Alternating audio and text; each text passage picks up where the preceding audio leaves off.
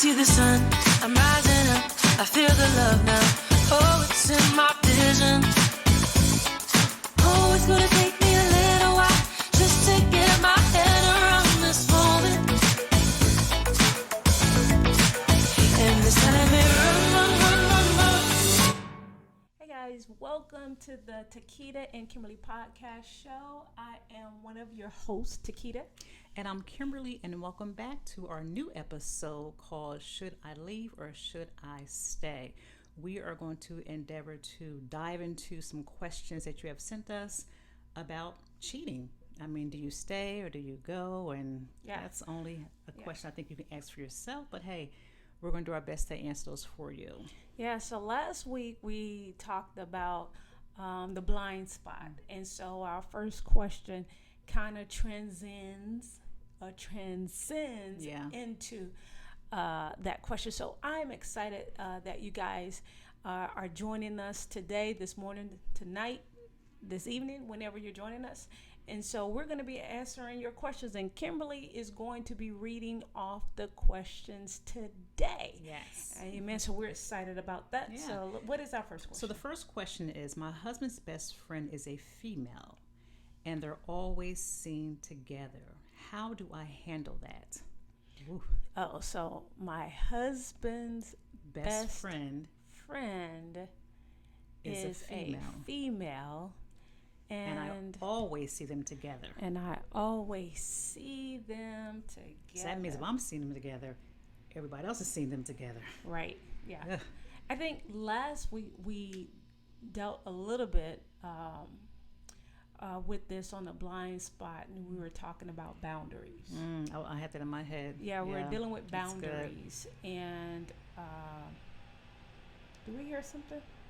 Okay. Sorry about that, you guys. We're talking about boundaries, and we were stating that setting boundaries in a relationship is very important. I think my personal opinion is that when you are dating somebody, married to someone, or in this committed relationship, that I do believe to have the best marriage, your best friend could be your spouse, and I do understand that that's not always so. So you can have best friends, and you can have friends outside of your relationship and people that you've known for many years, and so we don't want to dishonor that relationship. But I do believe that it will be a complicated situation, because when you think of a best friend, what are you thinking about? You're thinking about somebody that you're sharing your secrets with. Yeah, intimate, right? Very intimate with. Yeah. You're thinking about somebody you're sharing your goals with. Most of the time when you think about best friends, you're thinking about somebody that knows almost everything about you that others don't know. Yeah. So I think let's go into defining what a best friend is, and because that could be a very complicated relationship if you have somebody that could be a problem. I think you should let him know how you're feeling. And it's not about being insecure. It's about, when you're married, you have a covenant agreement, or you're in a long-term relationship, whatever it may be. I think that should be your first person you go to for those intimate conversations. I think, especially when it's the other gender, that can be challenging, because I just think it's not, like I said, it's not about being insecure. It's about, hey, this is my partner, but I'm seeing them together. It's weird. It's very awkward. And I think I couldn't do it. Yeah. And I think a question that I was asking myself in reading this was, if you say, okay, I'm seeing them together. You're seeing them where together? Where are they You're together? seeing them at the mall together. You're seeing them at the store together, at the movies. Where are you seeing them? And I know it doesn't matter, but just the fact that they are together and you're getting to see them, and you're by yourself, say for instance, walking the mall, and they're with their best friend, going to the mall, because best friends hang out, best friends shop together, best friends have lunch together, best friends do what best friends do.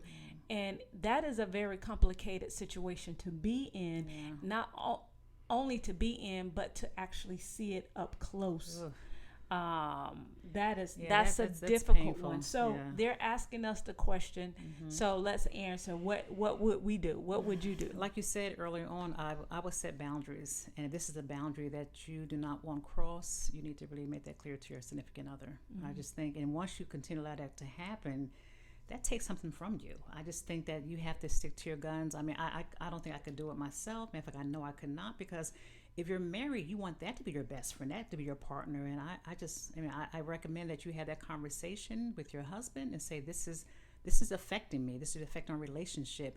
And this is a concern that I have. And he's going to have to make the choice to, talk to his friend and say, hey, now that I am married, I think it's inappropriate, and although it might be innocent, I think it's inappropriate to continue on this friendship like this.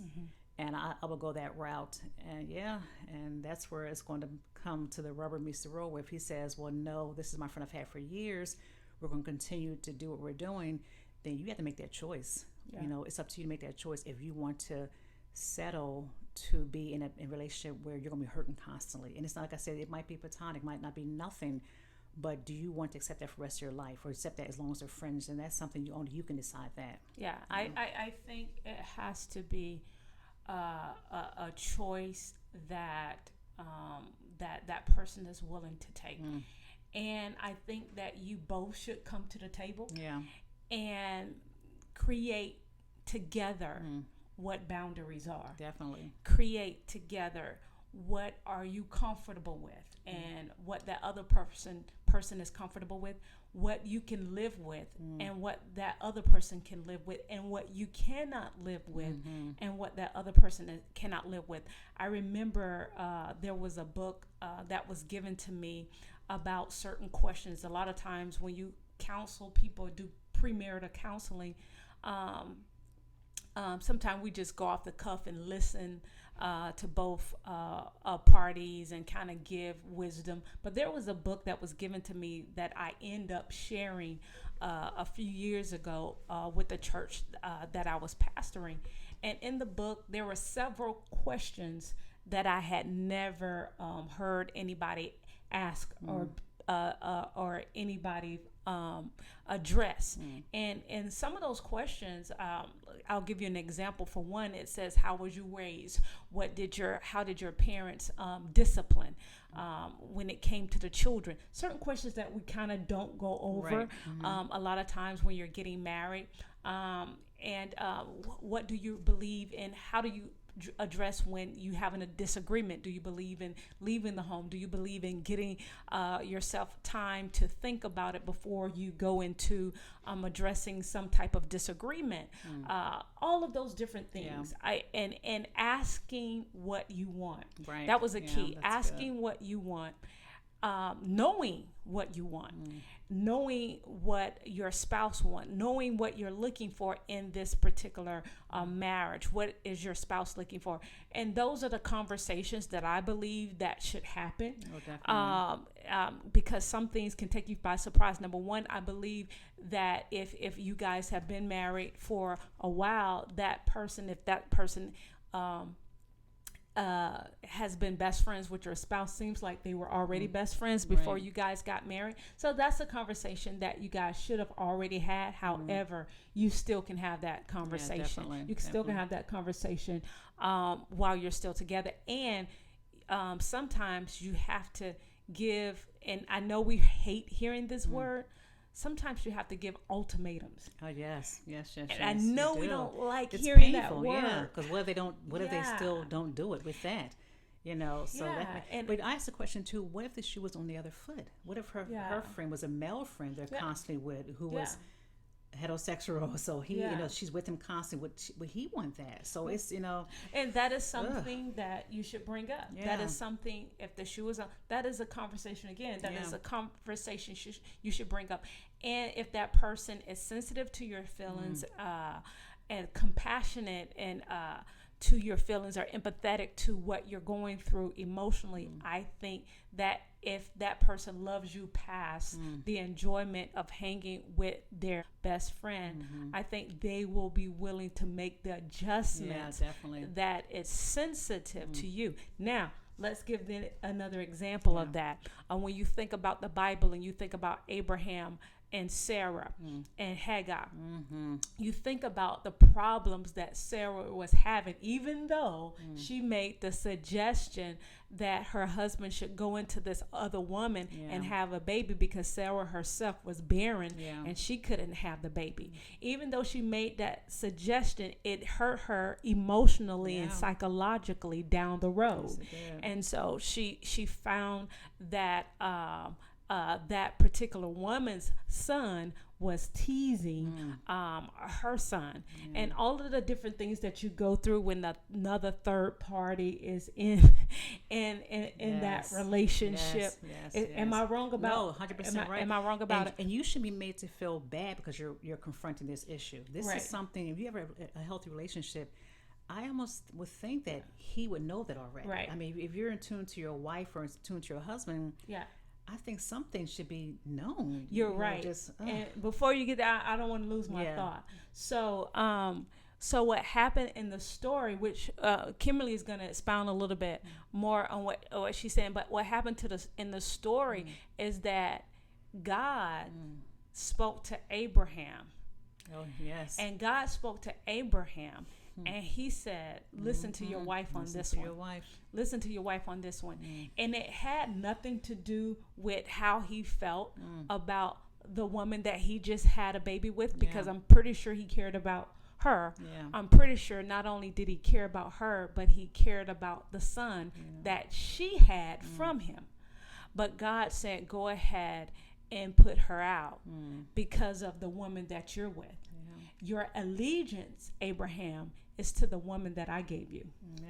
Those you guys made those decisions, and in those decisions came some consequences. But your allegiance is to the woman that I gave you to be your wife. And so I think when we think about those things and we put your spouse first and put your significant other first, or that person that you're in a committed relationship first, that from that putting them first will cause everything else to be a little bit more balanced out in your relationship. I think it matters if your need is being met, and having the courage to address when a need is not being met. That is difficult sometimes in a relationship. Very difficult and scary too, because if this continues on, you can actually open her up to confining somebody else. And I just think it's a dangerous thing to do when you have somebody you're confining as your best friend, and that she might have a need that's not being filled by her spouse, and you can open her up to something she didn't think she would do. So I'm not trying to make it to extreme, but that can happen. Oh, for sure. I can't find what I'm looking for in my husband. He's going to find this other woman he's known for probably many years. She's going to feel some kind of loneliness there because that need is not being met by her spouse. So I'm not saying it could happen, but it could happen when she starts finding a guy at work and she's confiding in him and talking to him, because you leave her open to do that. So I think you need to really, like Takita said, set some boundaries up, have that conversation, and you might have to give an ultimatum if he says no. And be willing to have the courage to, I think in every relationship, maybe you didn't ask that question, but you have that same feeling about something that's totally different. I think be willing to say what you need. And a lot of times in marriage where things go wrong is we assume. I assume you knew.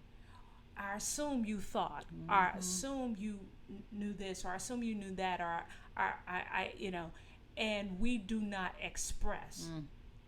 And don't leave it up to assumptions, because somebody may be thinking totally different, because we're different human beings. You got two different families that were raised different, that grew up different, that just had different experiences. Maybe they were in a different culture, and so it's a really it could be a dangerous thing to just assume that somebody knows how you feel, somebody understands how you feel, somebody knows how you're thinking.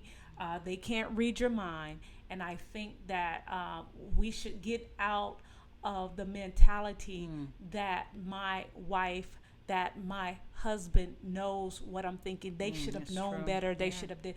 Get out of assuming and begin to use your language and express how you're feeling, what you're thinking, and what you want them to know about you, so that they are able to meet your need. That's good. Yeah, that's good. Yeah. That sums that up. Alrighty then. So question number 2. Ready? Okay. If you're married and your spouse is cheating, and you know that person is cheating, what do you do? Okay, I'll let you start on that one. Well, first I will confront him, or confront your spouse, and then be prepared for what they're going to say. So I would definitely confront them about that. I would have some evidence. I wouldn't have just words. I think you're cheating. Be sure of your facts, and I will confront them. And then you have to be willing to make a decision. Rather you're going to go through counseling, or rather you're going to stay, or you're going to leave. Be ready to make a decision. Because one thing about that, if you're going to stay, and I'm not saying don't, because some marriages can survive infidelity. If you choose to stay, I can assure you, it won't be easy. It won't be easy. I mean, because you have to ask yourself, and some people can. I'm not saying they cannot. Ask yourself: are you willing to play it over and over again in your head? Are you willing to, wonder where that person's at constantly? It's a lot goes with it. It's going to take a lot of counseling, on both ends for this marriage to survive. If you know he's cheating. Now, if he says he's not cheating, he's cheating. That's a whole different thing right there. So yeah. Yeah, I agree with you. I just feel like in any circumstance where any partner is cheating, whether the woman is cheating or the male is cheating, know that you know, number one. And if you feel like you are sure, and I think before you address the person, I think you need to do some inside questions. Yeah. Ask yourself, and am I willing to stay? Actually say, can I, again, is that something that I'm willing to do? Can I handle it? Even with counseling, is it something that you feel like you can deal with over time? If I think every situation is different. If it's a repetitive situation, if it's something that's constant, if it's a one-time thing, some people can't take one time, some people can take 20 times. I think it really depends on the two individuals. So number one, I would feel like before, if it were me, I would go on the inside and examine where my relationship is, because some relationships are been on the rocks from the beginning. Some relationships are very good and very healthy, and this is a situation that they're in at the time. So I would begin to examine where I am first, psychologically, spiritually, mentally, where I am, and then where the marriage is, and kind of get that temperature. And so if you decide to stay and you go to counseling, not only do I feel like you need to go to counseling as a couple, but if you're going to stay in it, I feel like you need to go to counseling by yourself too. Definitely. So exactly, go to counseling as a couple, but also get your individual counseling. Why? Because as you go to counseling as a couple and things begin to be revealed, and things begin to get on the table, and as you begin to put the puzzle together and examine where you guys are, I think what happens is when life continues to happen, say for instance you went to counseling on Saturday, but today is Wednesday, and that person has gone to work and you're behind those four walls by yourself, or you're in the car on your way to work, you still have the images, you still have the fact that your trust, the trust has been broken. You still have to live with you, and that mental cycle of what just happen. And because you have to deal with those things, that's why I think it's important for you to get counseling on your own to make sure that you're getting whole. Yeah, definitely. So at the end of everything, if it still doesn't work, at least you can get what you needed out of counseling. And if it does work, you'll feel like you don't have to punish that person because definitely. they stepped out for the rest of the marriage. Yeah. Because if you feel like you're going to stay and choose to punish stay, that person for the rest of the then marriage, get out. then you might as well decided to not stay there, because And that's I don't okay. think it's fair. And that's okay. Yeah, it's to punish somebody for the entire right. I'm saying marriage. it's okay to leave. Right. To leave. It's okay. It's okay. It's pretty much up to yourself. Yeah. I think that sometimes we don't leave because we're embarrassed. Mm-hmm. We feel like we want to keep the family together. We talked about that a couple of weeks ago. Yeah, so neither why one do of we us. stay? Why do we stay? And I think that sometimes it's best to go. Mm-hmm. If he's a repetitive cheater or she's a repetitive cheater, I think especially it's humiliating for one thing, but also there's so much going around with the diseases out there. We're going to kind of tie our next questions with the soul tie that person to. You don't know who that person's been with. It's just so much with that. So it's only a question you can answer yourself. If this is your bottom, where this person's a repetitive cheater, you might have. I mean, I personally, I don't think I could. I probably would not stay. But sometimes love does the craziest thing. But I think if you both are wanting to if he's not wanting to get the counsel he needs and vice versa, you're in for a long, long journey of pain, because just the thought of somebody else sleeping with your spouse, or the thought of somebody sharing sex with your spouse, that's going to play some time in your head. It's going to take a long time. I've known people who stayed in marriages and stuff happened a long time ago, and it's still painful because you broke a trust that they had with you. So it's just a decision you have to really make. I think that it is a very complicated situation. It is. I think it's complicated based on several things. Number one, I think it's complicated based on age. That's true. Yeah. I think it's complicated based on the longevity of the black and white. relationship. Yeah. I think it's complicated based on finances. I think it's complicated based on children and the age of children. True. Yeah. And so, it could be based on physical illness. Yeah. I think a lot of things come to play in relationships when infidelity is involved. And psychologically, it can break your self-esteem, your self-worth. All of those things come to play. When staying in it or just dealing with it, it takes time. So if you stay in it, it takes time to heal. If and you both have to be willing to work towards that. If you leave, it still takes time to heal. Yeah. And I think even if you don't stay in the relationship, there still needs to be some healing going on with you and with that other person. Yeah, and then also you have to evaluate what shift. Yeah. Like, talk to each other. What shift in the marriage? Like how do we get to this place here?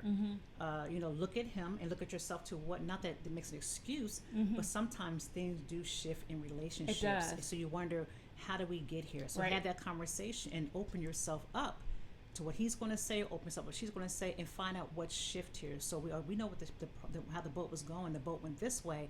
Why did the boat make that right hand turn? Yeah. So it could be lack of communication. It could be all kinds of things. Not saying it's an excuse by no means, but sometimes things do shift, and you know. And if you do go forward to getting that personal healing, whether it worked or not, let's just say it didn't work. Yeah. I think it's important to do that. The reason why is because if you don't get if you don't go through the correct process of trying to still be whole, because a lot of times we work on that when we think we're going to stay. I'm saying you should work on it even if you don't stay, because you're going to find another relationship. There's going to be love out there again for him or for her. There's going to be love out there again. And if you don't go through your proper process and try to get mentally, psychologically healthy after this horrific experience, you can go in the next relationship being bitter and sour. Carrying over.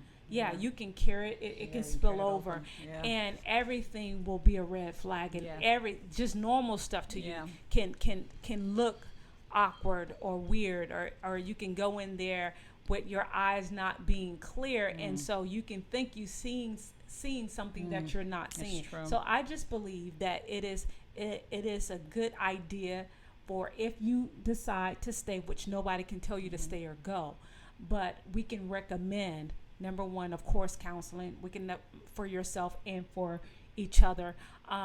We can recommend putting everything on the table, having that conversation constantly. We can recommend to be patient and not rush the healing process, and not when you think that you're over it and you may not be over it. We can recommend not judging yourself in the situation and thinking that if I could have did this or that. Sometimes it's not even about that. It's what else do you feel in that particular part that we didn't address? Yeah, that's really good. I think that you have to make the ultimate decision. You know, we can give you suggestions, we can say different things, but at the end of the day, you have to make that choice of what your boundaries are. And you know your spouse, you know who that person is, you know their makeup, so only you can really answer that question. If he's a repetitive cheater, have you had enough of his cheating, or vice versa? You know, you have to make that choice. But I definitely recommend that you should set boundaries. We all should set boundaries, and that's one of the boundaries you definitely have to have on top of your list, especially when you have a healthy relationship. And can you survive it? Yeah, you can survive it, and there's so many people that have survived it. But I think in surviving anything, you have to be honest with yourself and each other. Definitely. From you know, and again, it goes back to stating your needs. So there's some That's things good. in our life that we desire. There's some things in our life that we want, that even if we don't get it, we can still live happy. But there's things in our lives personally that we need.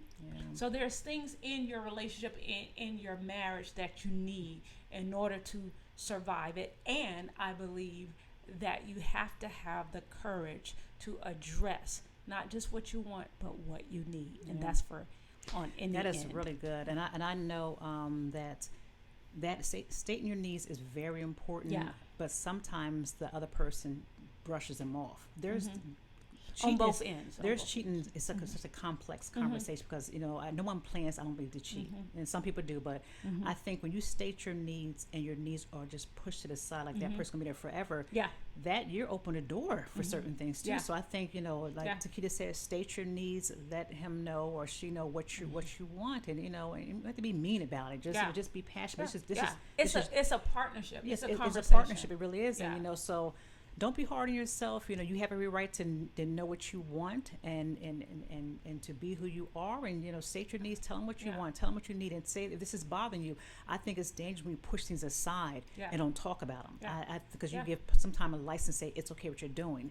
So have that conversation. I don't like what you're doing. I'll just say exactly what the problem is. But I think the scary part about it, and unfortunate situations, when we push it down like it doesn't exist, and time passes on, and you're about to blow up. Then I think you have to nip that in the bud early on. Yeah, because the good part about stating your needs, when everything, maybe say for instance, if it comes together, you're saying, okay, I stated my needs, that person stated their needs, we worked it out. If it doesn't work out, and if it all falls apart, you can say, I did everything.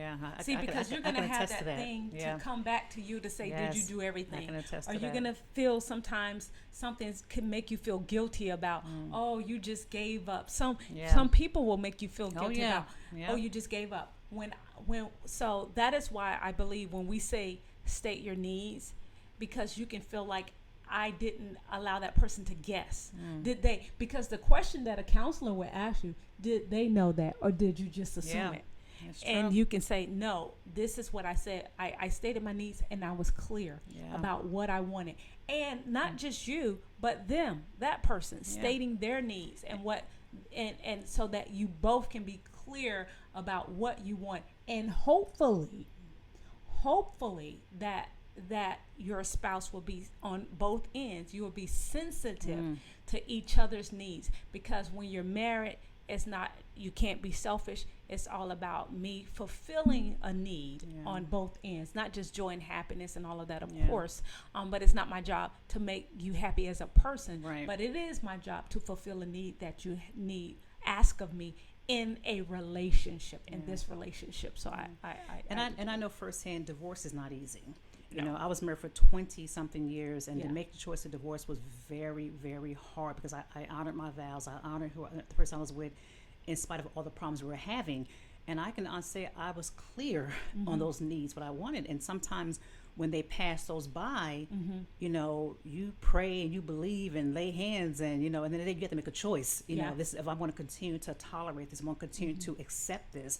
And I had to make my own choice when I was married, and that I couldn't do this any longer, you know, and I'm an easy person to get along with. For 20 years, I had to say, you know, I just can't continue to do this because, you know, you lay the table out what these are and these concerns you're having, and they're overlooked. And over years and years, they can be overlooked, and I had to make a decision. Okay, this is not going to work along for me. So, you know, so it's not an easy choice to file for divorce. Not an easy choice to say I'm going to divorce. It's a big word, especially, you know, when you take marriage very seriously. It's not hard. It's hard to do. It really is. It's more. I think it's easier said than done. But at the end of the day, for myself personally, I had to make myself number one. I had to set my own boundaries. And once those boundaries are overlooked, and you continue to allow them to be overlooked, you continue almost lose a piece of yourself almost. Yeah. So you have to make a decision. Am I going to continue to go on my life this way? Right. And that was my decision. That's a good point that you just made, because a lot of times when people don't make decisions for their lives, then they blame the other person because they were miserable. Right. Yeah. And you have a part to play in your own misery. Yeah, you do. You do. Yeah, you have a part to play in your own misery. Yeah. And if you make the choice, I think we're supposed to be coming up, we're going to be doing a show called My Life Is Mine. Yeah, My Life Is Mine is going to be really good. Yeah, we're going to do a show called My Life Is Mine coming up. And so when you don't make a decision about your life and give all the power to the other person to make the decision for you, you cannot blame a person that haven't valued your heart, your mind, your soul, your spirit. Yeah. If you haven't valued yourself. It enough to take control of your life and say, this is not working for me. Right. Yeah. Yeah. That's it. Yeah. Next question. Okay, the next question I have, and the final question is, how do I get delivered from soul ties? Okay. How do I get delivered from soul ties? Now, before we get into that, I'm gonna. You probably are wondering, why did we ask that question with the other two questions? Because it kind of seems like it doesn't go together. Yeah. Because when we were reading off all the questions, we had so many dating questions, which we'll probably get to next. We had so many dating questions that didn't go with cheating. It was just asking about dating. Right. And so we just decided to put that. That was a question that didn't go with any of the other questions. So we just decided to ask this particular question with the other two, because it was actually more than one cheating question, but I thought we could just condense that into one. So condense that into one. The other person is asking, well, I believe my mate is to you. The other person is asking, well, I believe my spouse is to you. So we can just condense that into one cheating question. And we don't know either the person who asked the question, if they're married, going through a divorce, they keep dipping back into the boat again. Right. So I think with soul ties, you have to rip the Band-Aid off. I mean, it's almost like crack. You keep on you try to get ahead and go back, and then you try to get off again, you're craving it again. So you have to take the Band-Aid and rip it off. That means no FaceTime with that person, block that phone number. At nighttime, when you're having that glass of wine, can't get all caught up in your emotions, let me call so-and-so, because you're going to open back up again. And then sometimes nighttime phone calls start to make bedroom phone calls. So, I think with soul ties, you have to take the Band-Aid and just rip it off. If not, you're going to keep dipping, and you're never going to get this person out of your system. This is not on the question, but this is the thought that I had when the question was asked. Because I think my brain kind of thinks a little different. So this is the question I had. I'm wondering if the person that asked the question is in a relationship. And the soul ties that they're having or they're drawn to is somebody else that they're not in a relationship with. It doesn't mean that's good. But I'm just saying because my brain kind of works a little different. I was just wondering to myself, because if this person is in a relationship, and they are tied to someone else, because sometimes that's that's good. That's the true. reality. That's true. But it doesn't say that. Yeah, just left us open to wonder. I'm not going to assume that. But that, so let's answer that question, because there might be somebody else's in the audience life here today. So what do you think about that? Let's deal with if they're not in a relationship first. Soul ties, if they're not in a relationship, it can be difficult and complicated, I think, because when you deal, because I kind of like breaking things down. If intimacy is something that two people are sharing, it's more than body. I think for some people, it's body, soul, and spirit. Yeah. When you think about being intimate with somebody, sometimes people it's just body. Yeah. It's just, this is a thing, a check mark. I'm gonna fulfill a physical need that I have at the moment. But when you think about soul ties, when I hear the word and I think about soul ties, I think about intimacy, and the word intimacy is more than just a physical thing. Into into each other. And I think about something that is coming from within, that is shared with somebody else, that is coming from within. And in that, in general, it's a complicated thing to break, because we shared a piece of ourselves. We shared something that was inside of me. To kind of break that off will be complicated, and that's why I think before we even get to that point, that you know what you're doing when you decide to be intimate, into me, with another person. When you decide to be into me and I'm into you, and we make that physical. Another thing that I just want to point out, and if you look in the Bible, a marriage really wasn't validated unless they were intimate. And the word consummated. If the relationship wasn't consummated, meaning if they did not have sex, the relationship itself was not a valid marriage. And so that's why intimacy is very important, and I think it's difficult for people to break away, because it's a covenant, and because it's an adjoining together, it's an entwining together. Okay, now that we know that point, how do we get out of it? It is very difficult. I think that, again, and this is just me, just sitting across the desk from people, it can take time. But when I say take time, I believe in, I'm just like Kimberly in this area. I'm the kind of person that likes to rip things apart. But because I rip it apart doesn't mean that it doesn't hurt, and I'm not going to have the effects. So you can rip something apart, which I do agree, but now there's an effect there. There's an effect there. There's a wound that is open. And there's and when you see an open wound, you have a need, a tendency, a desire to do something about that open wound. To look at it, sometimes you can see the effects of it. You can see that it causes a discoloration. Sometimes in our emotions, there's a discoloration there. It doesn't look as good. Our emotions doesn't look as good, and just think about, sometimes you tend to put things on it, and with our emotions, sometimes we tend to, okay, if I can't have this, I'm going to eat this whole gallon of ice cream, right? And so we tend to put things on it, and that's okay. You're going to go through your ups and downs. It reminds me of the movie Ray Charles, when he at the end, he did his mom, when he was having a vision and desire. When you look at the movie, he was having the vision of his mom telling him, but you still became a cripple because you found something else that will fix that itch for you when you would be feeling a little broken or depressed about your situation. It didn't stop you from being successful, but you found a handicap, and it still crippled you, and it was drugs for Ray Charles. And so sometimes we tend to find things, but he went through a detoxing.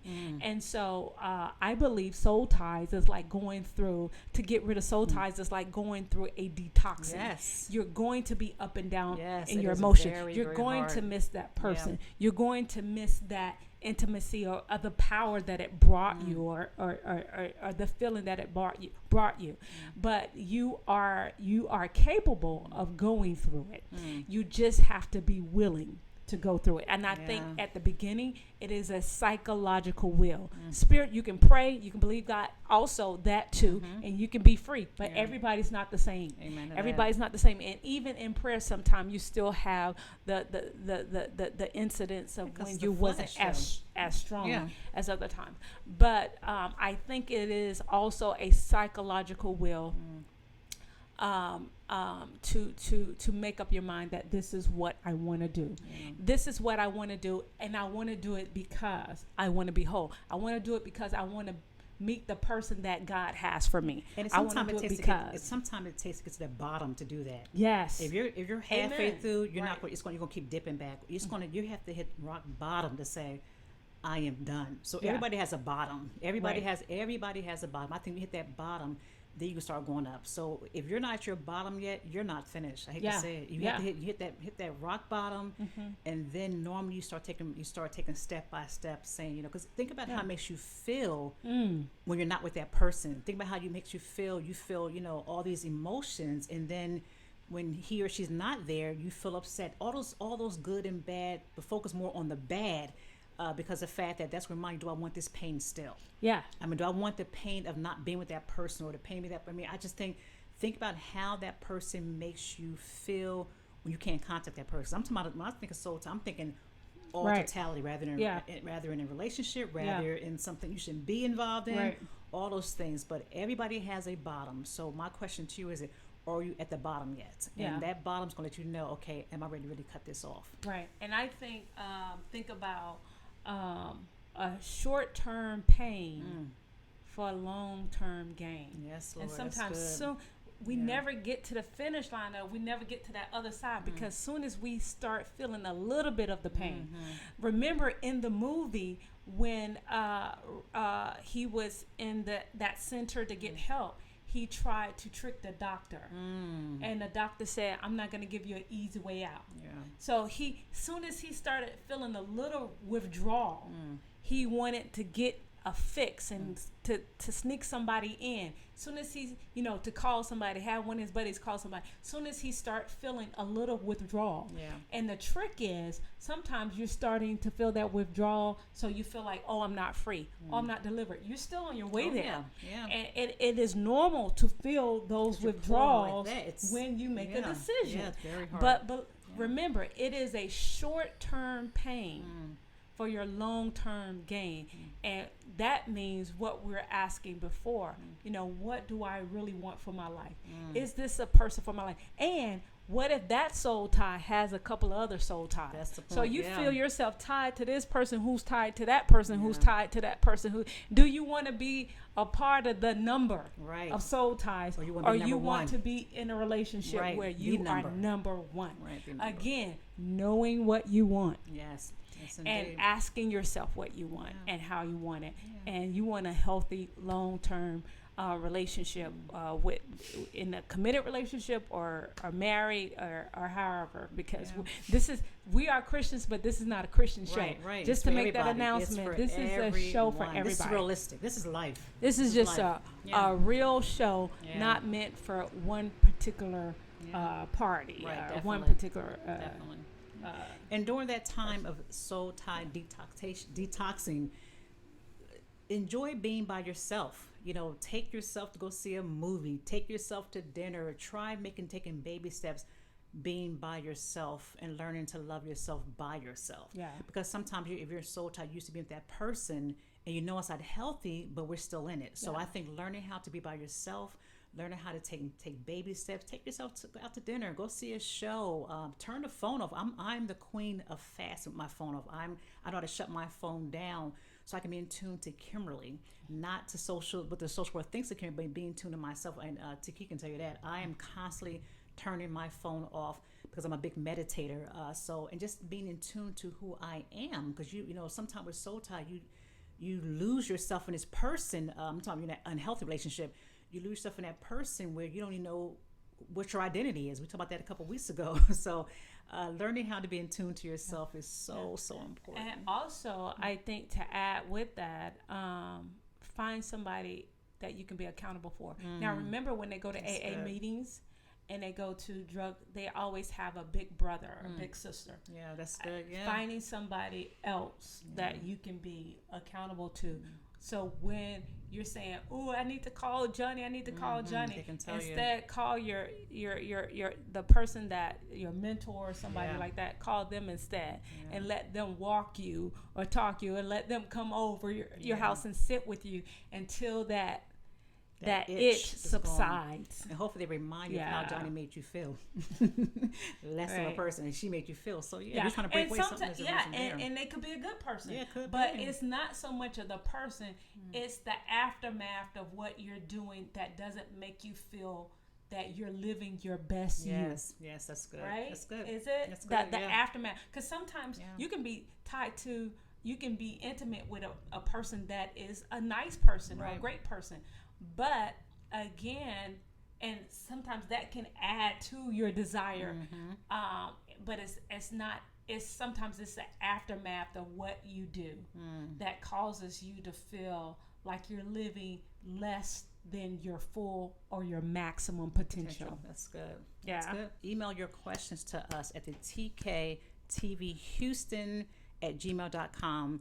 We want you to challenge us. Bring those hard questions you may have, or something. You can come in and email us anonymously. Say you have this question for us or whatever, and we're gonna make it happen. Yeah, let's keep lighting that match. Amen. Until next time, I'm Takita. Have a great day. Have a good one. Bye-bye. One love. And it's telling me, run, run, run, run.